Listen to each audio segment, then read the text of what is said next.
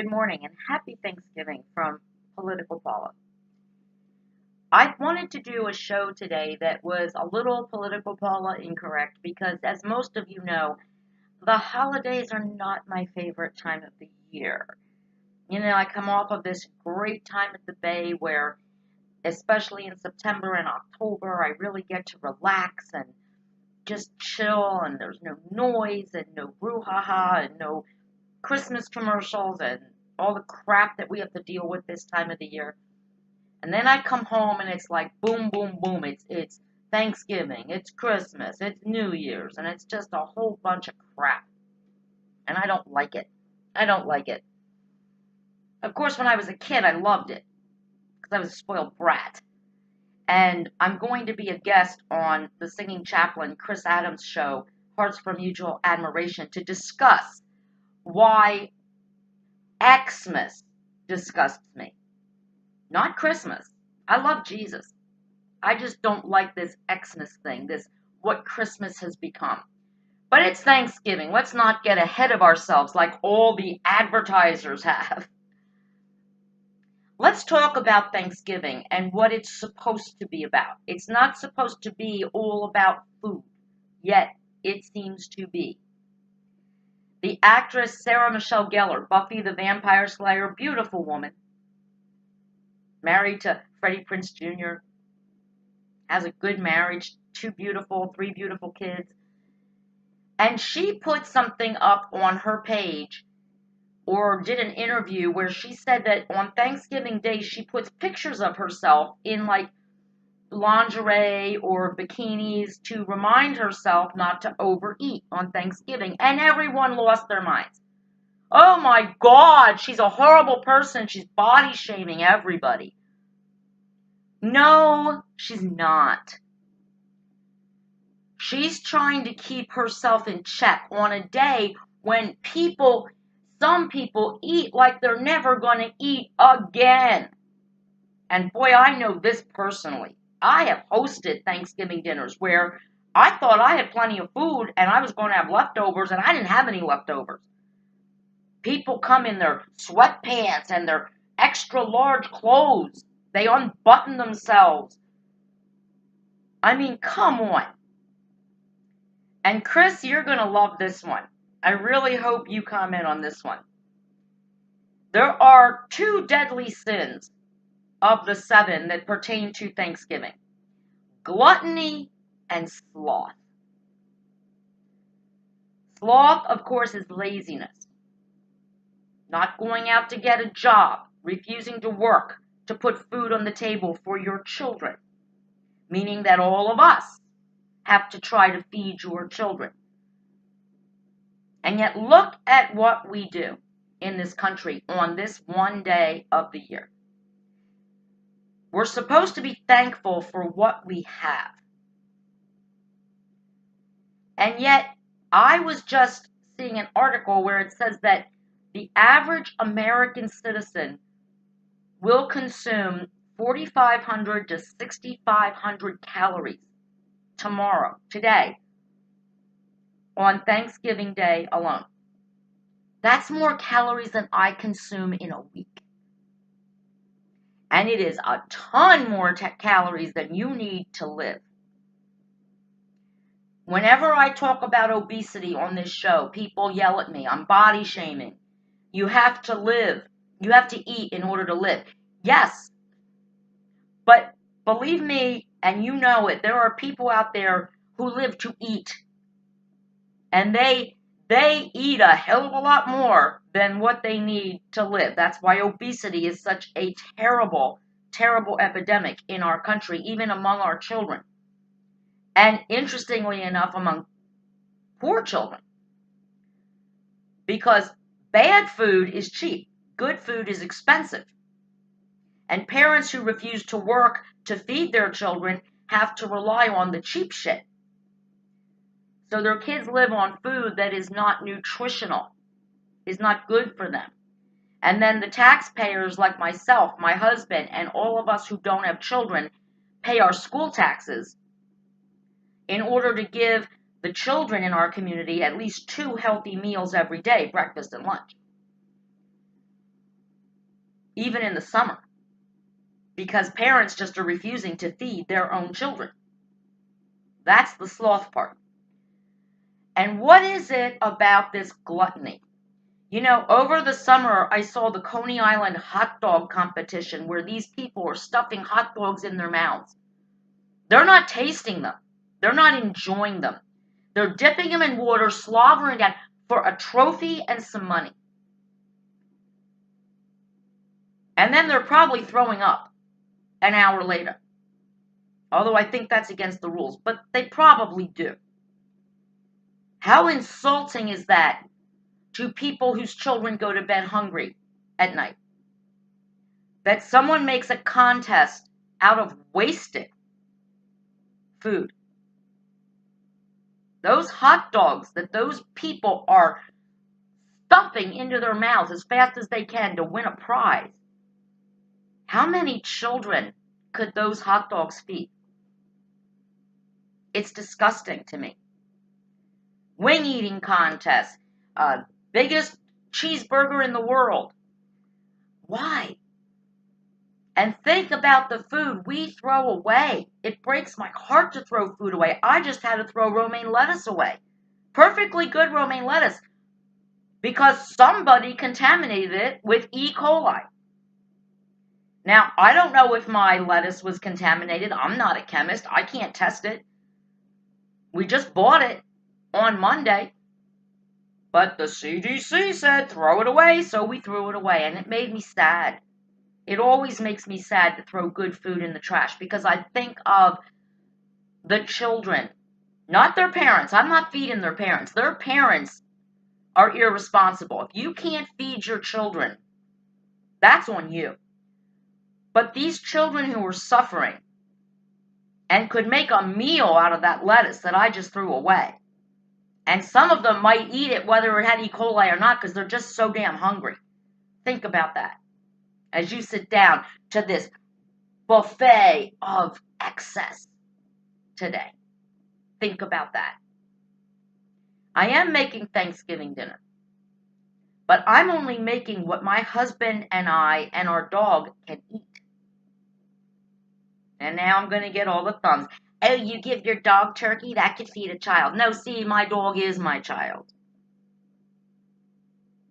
Believe me, if I had human children, they would get all the food they could possibly eat, and the dog would get the leftovers. See, that's the way we roll in my family. When we have a responsibility, we stand up. We take care of it ourselves. We don't ask our neighbors to take care of it. We don't ask any government to take care of it. We don't ask the FDA to step in and ban something that we don't appreciate. Like breastfeeding in public. Sorry, Kim, had to say it.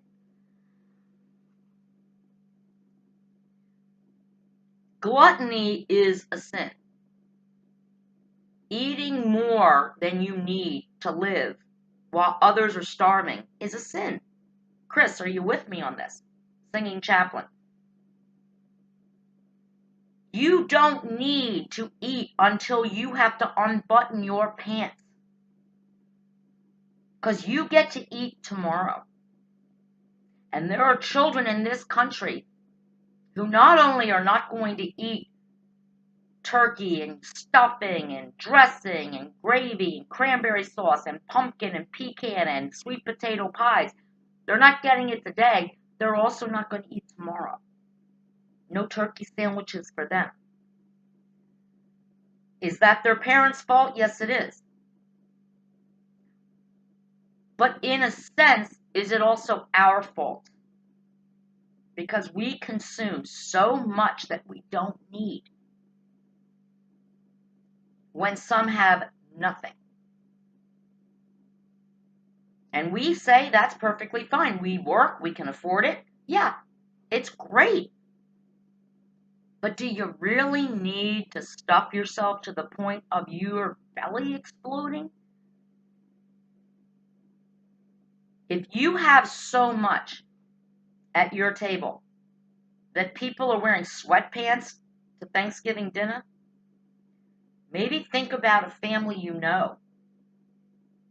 I'm not saying taxes should pay for it. I'm saying find a family you know who has nothing and invite their children over to have Thanksgiving with you. Because again, I'm not feeding the adults. The adults who choose to live the way they live by not working, by not supporting their children the way they should, they can eat peanut butter and jelly sandwiches today. But those children didn't ask to be born to those parents. They deserve a decent meal. They deserve to know what a real Thanksgiving dinner looks like. And then hopefully when they become adults, they will be responsible. They will have jobs. They won't ever want their children to eat off the generosity of others because their parents were too lazy to go out and work to feed them. So remember that. Sloth and gluttony, they are both sins. Two of the 7 deadly sins. And yet we partake of them every single day. Those who refuse to work and those who stuff themselves one day a year instead of being grateful. That's what Thanksgiving is. That's all anybody talks about when you say Thanksgiving is the food. Oh, and then if the food isn't exactly the way they remembered it, well, then the hostess is in trouble. Trust me, you've been there, done that. We only eat canned cranberry sauce in my house. Then go the fuck home and have Thanksgiving at home. I make my own cranberry sauce. I'm a chef. Chef Paula. Well, my mother always stuffed the turkey. Well, you know what? No one has ever gone to the ER after eating at my house, so I don't stuff my turkey. And nobody has needed dental floss after eating my turkey because I don't stuff my turkey. I make dressing. Rhymes with blessing. Dressing is a blessing. Stuffing is a trip to the ER. Possibly. Because either the stuffing gets perfect and the turkey is dry as shit, or the turkey's perfect and the stuffing is covered in salmonella because it's undercooked. Yes, I'm a home chef, but I do not stuff my bird. In fact, my bird is the easiest thing I've ever made. I'm actually bored. Why I'm talking to you.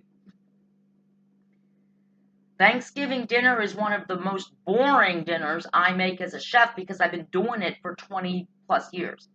I can do it in my sleep. Knock on wood, as long as the oven is on and the bird is defrosted, it works out. I make good food. But I don't make so much food that we're going to end up throwing it away. Because when you throw food away, that also should be a deadly sin. The eating contest. The Wagyu beef at a restaurant down in Maryland that I just found, and I forgot the name as soon as they told me the price of the Wagyu beef, because I'm like, you know what? Cool. $175 for a 10-ounce piece of meat, just because it was raised in Japan on beer. And I don't know, I lost it now because it's a piece of steak. They sell it at Costco, but you have to buy $1,100 worth. I'd like an $11 piece of Wagyu just to taste it, to see if it really is so much different than the New York strip I get 4 for $20 at Costco. But I'm not going to pay $175 for a piece of meat. Oh, by the way, what does it come with? Nothing, just the steak. You don't get a potato. You don't get a vegetable. You don't get a salad. Of course, you can't do salad anymore because the romaine lettuce has been contaminated all over our country. But you get nothing else with this Wagyu beef. It's just $175. They put a slab of meat on your plate. And that's what you get. Are you kidding me right now? And I guarantee you this. I'd love to make a challenge to someone who could actually afford to buy some Wagyu beef and cook it. Let's do a blindfold test. I'll cook you the best freaking steak, a New York strip, that costs $20 for 4 New York strips. I will cook you that steak. You cook your Wagyu steak. We'll blindfold you. We'll do a taste test. See if you can tell me which is the $175 piece of meat. I promise you, you're not going to be able to. It's a status symbol. We've arrived. We had the Wagyu. Well, great for you. And also shame on you. I mean, really? Children are starving in America. American children are starving. Yeah, they're not really your problem. I get that. But you're having $175 worth of steak, and 10 ounces of steak is not that much. I have eaten myself, this little person, 10 ounces of prime rib. It's easy to do. It's not a big piece of meat. And it's $175. Come on. What a waste. What a waste. But rich people like to enjoy things. They like to be able to eat something they say they can. And someday maybe I'll go into that restaurant. And you know what I'm going to do? Because I'm a friendly kind of girl and people tend to warm up to me. My husband will be embarrassed out of his mind. But I'm going to go over to the table next to me who has the Wagyu and say, "Hey, I'm Paula. Can I get a picture of that?" And they'll say yes. They always say yes. And I'll take a picture. And my picture of that Wagyu beef that I didn't pay a dime for will last longer on my phone and in my photo album than it's going to last in that sucker's GI system, in his digestive system. It's going to be shit out the next morning. But I'll always have the picture without paying the price. I often wonder if I could go into a restaurant and get away with going, "Hey, I'm cute. I don't want the whole Wagyu, but could I just have like a sample just to see what all the brouhaha's about? Could I have like, I'll even pay for it. Give me an $11 piece of Wagyu." Here you are, ma'am. There's your piece of meat. Yeah, great. Tastes like paper. I hope I made you smile a little bit today. We had some issues with Facebook, which made the shows go a little weird this week. I'm hoping things will go better next week, and if they don't, believe me, I have a plan B.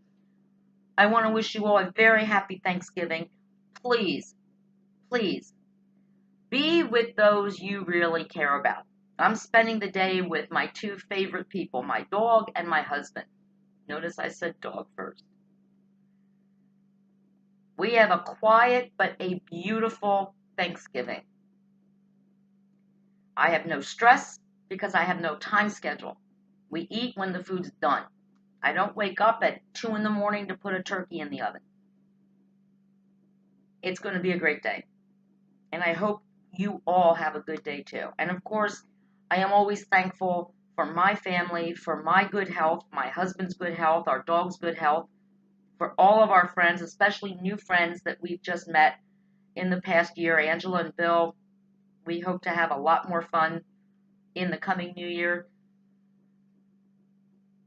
There's so much to be thankful for. That doesn't include food or Black Friday sales or spoiling children when other children are starving and have nothing. I challenge all of you today. Don't wear your sweatpants to Thanksgiving dinner. Wear a nice outfit. Act like it is what it is. It's a special day. And remember, the one thing that all of us, at least most of us that watch this show, and I know the person who does this show, we are so blessed and should be so thankful that we don't got to do it all today because we get to eat tomorrow. Love shows and grows. Happy Thanksgiving, everybody. Political Paula out.